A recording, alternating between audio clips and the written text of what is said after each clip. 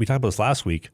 You're going to get judged no matter what you're going to do. And we've gotten very good at compartmentalizing. There's only a certain select people that we actually care about their opinions, right? Like having 100 people in the comments section saying, hey, Dave dresses like my geography teacher. I hate the outfit. Or, Travis isn't a very good goalie. Doesn't deserve to be playing pro. Like, we don't really care about that type of stuff. But if you're an owner and there's negative feedback coming from 50 people, you're in a town of a couple thousand, although those people may not even be in the community, that's going to play on your psyche because you're not used to that type of negative feedback and think, I don't know if this is really worth is the juice worth the squeeze? That's a great question. I think part of it also too, like I'm logical. I'm pretty logical, right? Like you can talk to me if we have a problem. Like we're both men. We have a problem. Let's sit down. Let's talk about it. Let's bring it up, and we can get it solved in 5 to 10 minutes tops.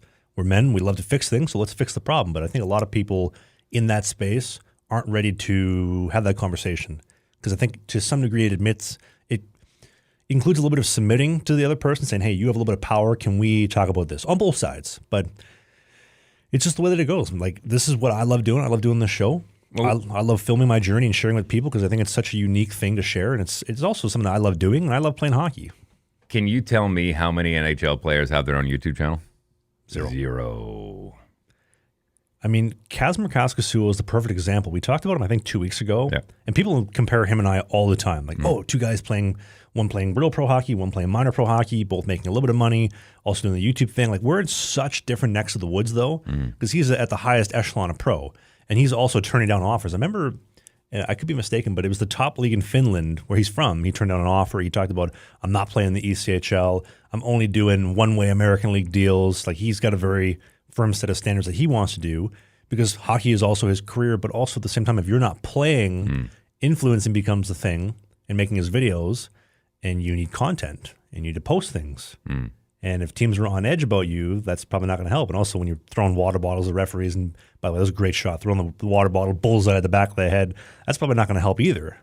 So we're in very different necks of the woods. I'm just trying to play competitive hockey at the minor pro level. Again, or at the highest level you possibly can. At the highest minor pro level that I can, because I think that's the greatest challenge in the entire world, is trying to be a goaltender at the minor pro level. It's always challenging. Like we talked about last week, there's no incentives for defense, only for offense. And to solve that problem, how do I stop pucks to help a team win? I think it's awesome. I love problem solving. I love that type of stuff. But it's a very different mindset than what he has because I'm trying to play hockey, fulfill that achievement aspect of things while filming it for the vlog to share a cool journey, and most importantly, this podcast every single Sunday. Okay, well, let me give you a scenario. Let's just say the East Coast Hockey League comes to you and says, we want you. We want you to play regardless of if it's backup or whatever the situation is. Here's X amount of dollars, but you can't do your YouTube during the season. You can't have it. Is it worth it? I guess it depends on how much money. Okay, so it comes down to a money thing too. And I think that's where a lot of the dividing line is too, is that you're expected to go out and play these minor pro hockey where they cover, the bare minimums and put a little money in your pocket, and they say, go ahead and pick up a part-time job on the side, as long as that part-time job isn't in social media. Well, here's the reason why I say it depends on the money. They could pay me a good amount of money to not do any social media and just play for the team, but when the season's done, do I have any momentum with my social media to bring more money to the table? And what is the long-term gain? So if it was a 1-year deal, well, as soon as that contract's done, they can't dictate and tell you what to do. But Correct. If it's a 2-year deal inside of that window, they could say, no, you're not going on camera unless it's our cameras and it's our social media and we control the message. That was a big thing in the Canadian Football League about as far as the team controlling the message. There wasn't going to be players that were stepping out saying, oh, this is what's really going on. It's like, no. All message comes from right here. It comes back to the communication side, though. If we're willing to have the conversation about that message and making sure we're on the same page of like, hey, like there's some funny stuff that comes up. I think we should talk about that. I don't see anything wrong with that at all. You don't. I don't. You don't. But they do. I think a good example of Dwayne "The Rock" Johnson, who I think we can all agree has done very, very well for himself. For a guy who got cut from the Calgary Stampeders of the BC Lions, I think it was the BC Lions, and decided he was going to go off and do the pro wrestling thing like his dad did. He went to Vince. He tells the story about how he went to Vince McMahon, and he said, I want $2 million for this upcoming year. And Vince said, $2 million, why? And he says, well, Stone Cold's getting $1 million. I've been doing all this. I want $2 million. And he says, tell you what, I'm going to give you a number. I'm going to get you in touch with one of my guys.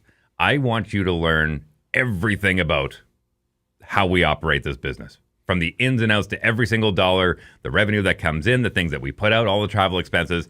And then I want you to come back to me and ask for a reason and ask for another dollar amount.